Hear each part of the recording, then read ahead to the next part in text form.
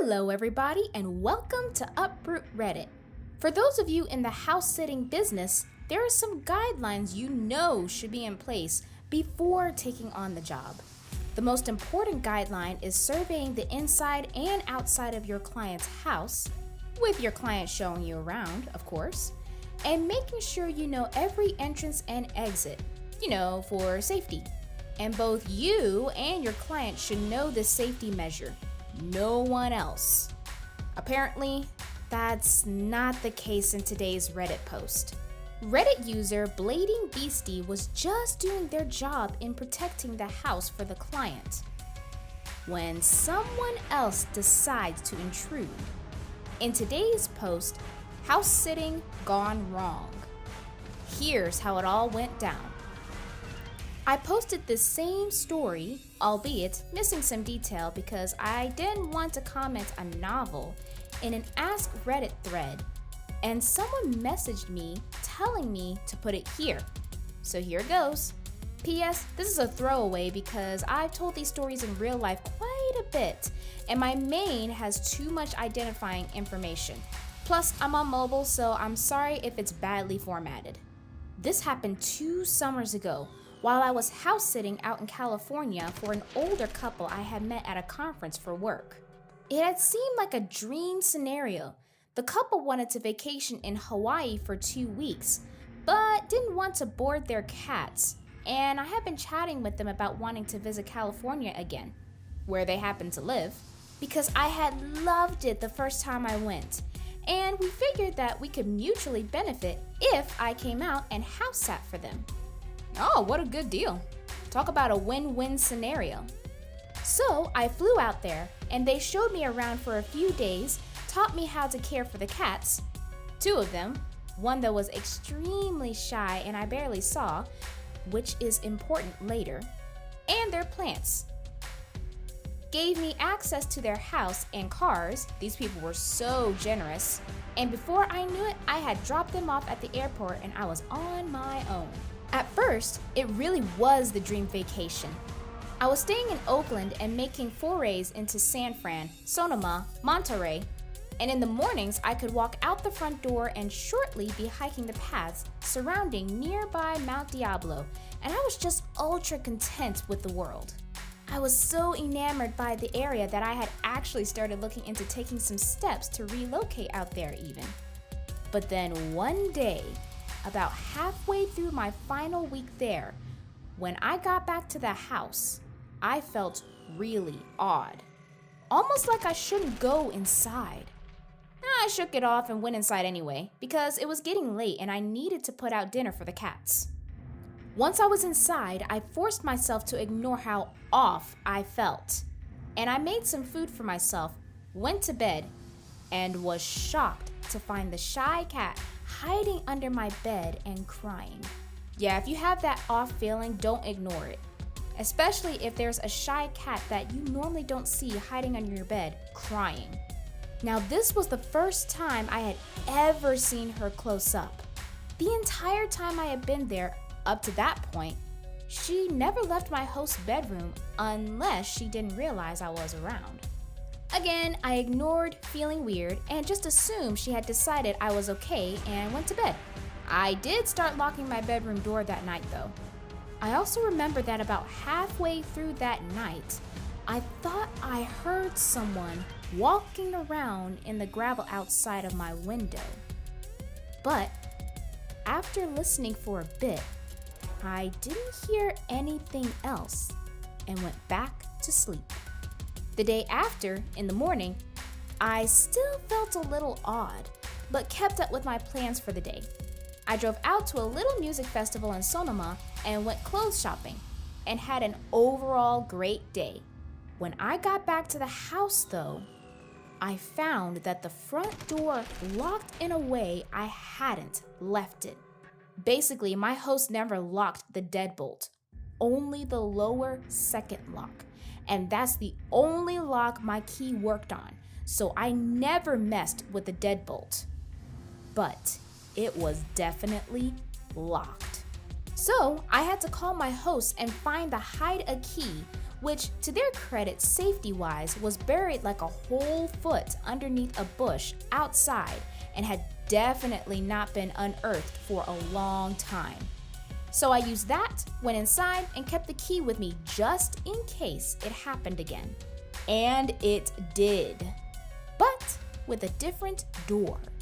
This time, I had stepped out into the garage to get a drink, and when I turned around to go back into the house, the door was shut and locked. I could use my normal key on that door, but I was still pretty bewildered. My own cats are whack, so I think in my mind I was trying to come up with a way the cats could be locking me out of the house. But I was coming up empty. I decided I must have been misunderstanding how the locks worked and just wrote it off and started checking and triple checking locks when I went out of the house or out into the garage. That night, when I went to bed, the really awful feeling of unease was still there. And so was the shy cat who was clearly unhappy to see me, but also wouldn't leave my room. But again, I just locked my bedroom door and went to sleep. The next morning, I felt awful. Nausea, body ache. I had no desire to leave the house. So I decided to stay in and Netflix for a day. This vacation stay was like a full 2 weeks. So I didn't feel like I was in any hurry to get all my touristy things in anyways. But as the day went on, I started to feel that feeling of wrongness again, and it morphed into feeling incredibly watched. Around mid-afternoon, it got to the point that I was so uneasy that, even feeling awful, I decided to get out of the house for a bit to shake it off.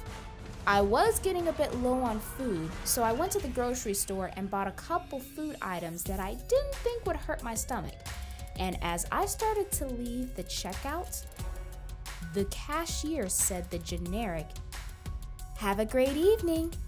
And I just instantly started crying, shocking myself and the poor cashier, because I just had this intrusive thought that said, "You might be the last person to ever say that to me." When I got to my car, I was still crying, and my entire body was telling me not to drive back to the house. I couldn't not though, because I didn't want to neglect the cats, so I drove back, parked in the driveway, and convinced myself, after about a half hour, just to go open the front door. Once I did that, I thought I would get over it and be able to go in and at least feed the cats. And then maybe I'd go get a hotel room after. But my body physically would not let me inside. It was like I was stuck in the entryway. I then made a deal with myself. I would yell into the house saying I had already called the police and that they were on their way. In panic logic, I figured that would make anyone in the house leave. So I faced the inside of the house, looking down the hallway towards the bedrooms, and I did just that. The second I had finished saying, "They're almost here, so if you want to avoid being arrested, you need to leave now," the light in my host's room turned on, and I heard some banging. I immediately hightailed it back to the car, called the police for real, and proceeded to have a mental breakdown while talking to the dispatcher. Once they got there, they checked the house and didn't find anyone. But the double doors in my host's bedroom were left wide open. I'm so glad the cats didn't get out. And there was a pile of food wrappers in the corner behind the blinds. So they said it looked like someone had been there. What makes it so scary to me is that nothing was taken, and that based on the shape of the house, that would have been the perfect vantage point to see me in the living room as I stayed homesick. To explain this, the house was in an L shape, and from the windows into the garden that we're in, my host's bedroom, you could see into the living room windows. Also, the minute the police were gone, they said they couldn't prove anyone was there, There were no signs of forced entry, and we couldn't get a hold of my host immediately to verify if anything had been taken, etc. Which once they were back, they verified that nothing had been taken, so they said they'd patrol a bit, but nothing else. The shy cat was right back in my host's bedroom, and I didn't see her again until I left to go back home. So basically, I think the intruder had been there at least 2 days, forcing her to choose between two strangers and leading her to choose the one that was at least a little less strange. In other words, me. It messed me up pretty bad, especially because they didn't catch the person and didn't seem to have any desire to look. And I still had to stay in that house for the next 3 days. Nothing else odd happened, and I didn't feel anything off the rest of the time I was there. But the damage was done. I've never felt completely safe in a home without doing a complete search before bed since. But I am extremely glad my gut spoke up. I guess I'd rather have some residual anxiety than be dead. So, whoever was in my host's house watching me, let's please never meet. And here are some edits to consider from the Reddit user. Quote, "Guys, I'm absolutely blown away by your support. I'm trying to go through and answer questions and comments as I can. I'm teaching online at the moment. But I just want to say thank you to all the people who have reached out to me and given me advice on overcoming some of the residual anxiety, and who have simply offered kind words. Y'all are the best. Also, thank you to the YouTubers who have messaged me and asked permission to share my story.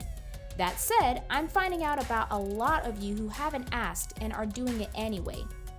Squeezy is the most recent, and I only know of that one because I coincidentally speak French.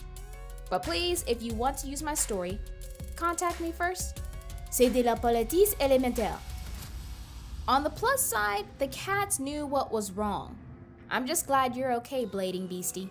For those of you house sitting and have pets in that house, say a dog and or a cat, you always need to pay attention to how they react when something is off. Sure, your gut can tell you if something is wrong, but if you keep ignoring it, well, then perhaps you need to look at the dogs and or cats, or pets for that matter, that are telling you something is way off. Pets can literally save lives via their strange behaviors when it comes to something that is way wrong. Those survival instincts kick in, which can truly save lives. Now, let's say you don't house sit and you're a full-time student, which you can't really take your pets to school, unfortunately, and your parents agreed to pick you up.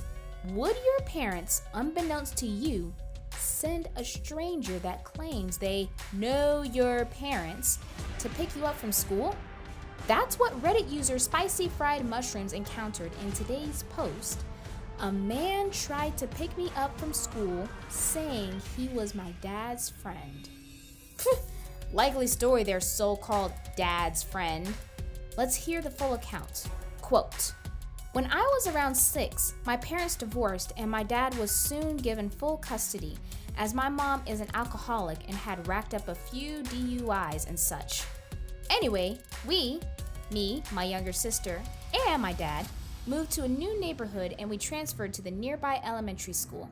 The school was pretty close to my new house, maybe 5 to 7 or so blocks away, close enough to walk, but my sister and I, also a girl, were too young to walk alone. Sometimes our dad would walk us to school in the morning and then walk back, and less commonly, he'd walk to pick us up. Most of the time, he picked us up in his black Mazda. The way pickups worked at my school was pretty common. We went out with our class, stood by our teacher and classmates, and when a car pulled up, designated staff members would ask who the student was that they were picking up, and then go find them with their class and escort them to their car. Seeing as my mom was in jail at this time, the only person who ever picked us up was my dad. One day, I was in 3rd grade and my sister was in 1st.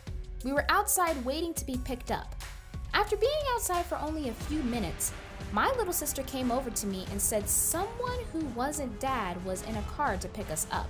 He'd said both of our names, and they'd found her first. She said he'd smile at her and told her our dad had told him to pick us up that afternoon. But she said she wanted to find me first before she got in the car since she didn't recognize him. Thank goodness she did that. Our dad has always told us not to talk to strangers, so I grabbed my teacher and told her what happened. She had a really alarmed look on her face and told us to stay where we were while she told another teacher or something. Our dad arrived to pick us up a few minutes later, and we got home safely. We told him about it, and we all had a long talk about safety protocol. He asked my sister to describe the man and the car, and he called the police and gave them the best description he could. Although my sister was very young and wasn't very focused on important details like that. A few weeks later, it happened again. But this time, he said my name. My dad had given the school the same info he'd given the police, but presumably he had multiple vehicles because my sister said he'd been in a red car, and this one was black, similar to my dad's. I saw the black car and ran up to it, but luckily I caught a glimpse of the face before I opened the door and hopped in. He was a middle-aged, really pale man with a really angular face. We made eye contact and his mouth was smiling, but his eyes looked really wrong to me, squinty and almost angry. I turned back towards the carpool assistant who delivered me to the car to alert her, but by the time I did, the car was gone, and I couldn't give many details. My dad contacted the police again, but without a license plate, they weren't able to do much. The last time I saw him wasn't until months later, near the end of the school year. I was walking home with a big group of kids that lived in my neighborhood, and he drove by us and slowed the car down to try and talk to us. I recognized his face immediately and alerted the other kids to run. Luckily, we were only about 3 houses down from where one of my friends lived, and we all piled into her house, concerning her parents significantly as we explained the situation. I never saw him again after that. My dad started dating my now stepmom, and we moved to her neighborhood and switched schools shortly after. I still think about him occasionally though. His face was actually in my dream a few nights ago, which reminded me to write about my experience. To this day, I'm in my 20s now. I don't know how he knew our names, how he knew anything about us really. Very freaking scary to think about what would have happened to my tiny little sister if she had gotten in the car with that man, and what might have happened to me if I had. To my childhood predator, please, let's not meet. Our parents always taught us to never talk to strangers, and that included house-sitting intruders and childhood predators. Let's take their advice to heart, because nowadays, you never know who's who until it's too late. If your gut feeling says, don't talk to them, listen. Everyone knows this, but we all need a good rhyme and reason. Thankfully, these 2 stories give us both. Well, that's all for today. We'll be back for more safety first stories right here on Uproot Reddit. It's a weird world we're living in right now, so stay safe out there, everyone.